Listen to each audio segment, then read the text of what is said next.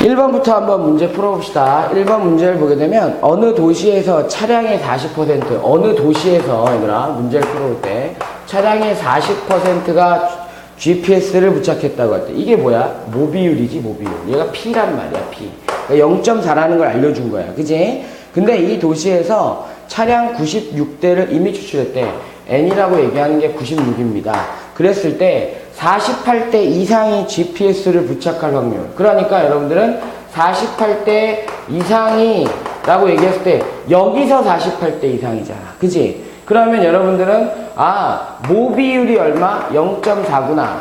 그지? 그러면 Q라고 얘기하는 건 모비율에 대해서 일어나지 않을 확률이 얼마? 0.6이겠구나. 그지? 우리가 원하는 건 P, 여러분들이 햇이야, 햇. 그지? P 햇이라고 얘기하는 것이 얼마? 96대에서 96분의 48 이상일 확률을 구하시오. 이 말이거든, 확률을 구하시오. 어떻게 하면 되냐라고 얘기하면, 얘들아, 이거는 표본이니까, 어쨌든 여러분들이, 표준화를 시켜야 되는 거잖아. 이렇게 말이 안 나오냐. 그러면, Z라고 얘기해놓고 여러분들이 그 문제를 풀게 되면, Z 뭐야? 루트 N분의, 그지? 루트 N분의. 여러분들이 루트 N이 얼마? 96이잖아. 그지? 96에 PQ, 그러면 0.4 곱하기 0.6이지. 0.6 분의, 여러분들이 문제 풀 때 마지막에 P햇이 얼마? 요게 0.5인가요? 0.5에서 P만큼, 0.4만큼 뺀다. 라고 생각하시면 되는 거죠. 그죠? 요거는 여러분들 좀 계산을 좀 해봅시다. PZ라고 얘기하는 거 여러분 쫙 계산하고 나면 PZ라고 얘기하는 건 2보다 크거나 같대요. 그럼 이제 원래 문제 풀던 대로 0.5에서 여러분들이 빼기 P가 0에서부터 Z가 얼마까지? 2까지. 그럼 옆에 있는 표준 정규 분포표를 이용해서 2라고 하는 것이 0.477이니까 0.5에서 0.477 이만큼 어떻게 해주면 돼? 빼면 되더라. 그래서 0.028 나온다. 0.028 나온다라고 하는 것을 확인하실 수 있는 겁니다. 그러니까 문제를 풀어가는 방법만 좀 배우면 되겠죠. 두 번째 문제를 보게 되면 모비율의 추정에 대한 문제죠. 모비율에 대한 추정. 모비율의 추정도 모평균의 추정처럼 계산이 좀 지저분할 거예요. 여러분들이 직접 여러분이 계산하실 수 있도록 합니다. 야간 자율학습 폐지에 대한 찬성률을 알아보기 위해서 서울 지역의 고등학생 300명을 이미 추출해서 조사했더니 N이 그지? 300명입니다. 그런데 그거를 찬성하는 학생, 그러니까 X집합이 75명이라는 거잖아. 그지? 그러면 여러분들한테 주어진 게 뭐냐면 P햇이라고 얘기하는 것이 얼마? 300분의 75라고 얘기하는 것이 주어진 거예요. 맞죠?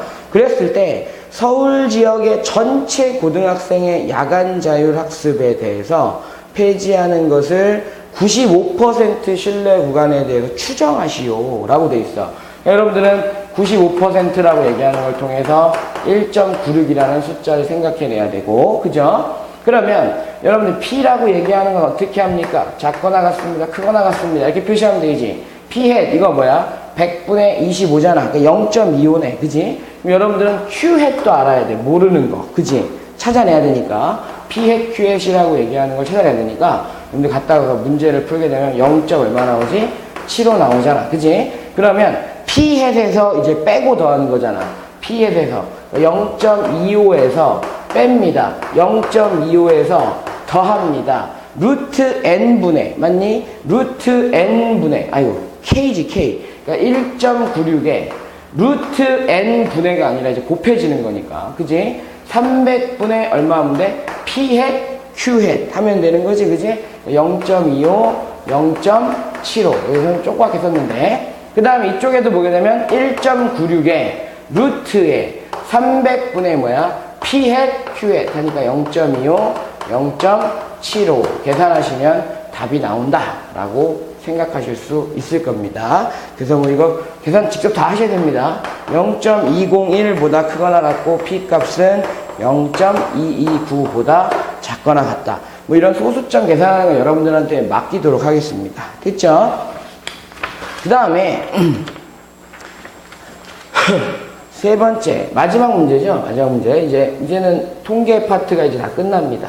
통계 파트가. 마지막 문제를 보게 되면, 세 번째 문제. 어느 연구가가 정상인과 심장병이 있는 사람을 대상으로 항생제 알레르기 반응에 대해서 조사를 했는데, 정상인 N명 중에서 이미 추출한 결과가 5분의 1의 비율로 항생제 알레르기를 반응하는 것으로 나타났습니다. 라고 돼 있어요. 여기까지만 읽어볼게요. 그러면 여러분들이 정상인 집합이 있는데 정상인 집합에서 N명을 추출했잖아요. 그지? N명을 추출해서 여러분들이 항생제 반응이 나타나는 것이 5분의 1이라 했으니까 얘가 의미하는 게 뭐냐? 피해시라고 얘기하는 것을 알고 있어야 돼. 왜? 정상인 전체로 한 게 아니라 N명에서 이만큼 됐으니까. 그지? 그 다음에 항생제 알레르기 반응에 반응하는 정상인의 비율에 대한 신뢰도 95%의 신뢰 구간이 다음과 같은데 표본의 크기 구간. 신뢰 구간이라고 했을 때 여러분들이 우선 기본적으로 QS는 얼마 나온다?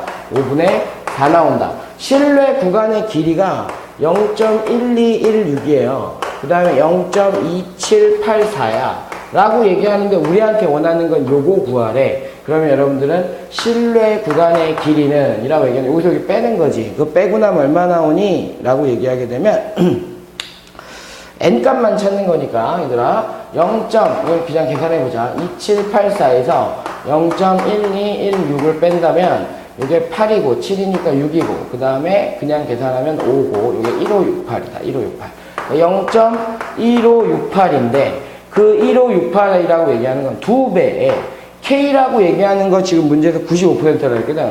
1.96에 곱하기 루트 해놓고 여러분들이 N분의 모르는 거지. P햇 Q햇 5분의 1 곱하기 뭐야? 5분의 4입니다. 라고 하는 형태로 N값을 계산할 수 있겠니 없겠니? 계산할 수가 있단 말이야.